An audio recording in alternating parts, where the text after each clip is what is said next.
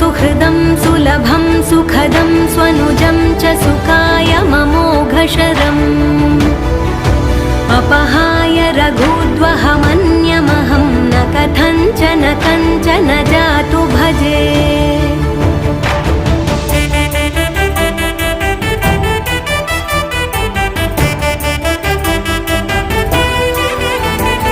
विना वेङ्कटेशं ननाथो ननाथः सदा वेङ्कटेशं स्मरामि स्मरामि।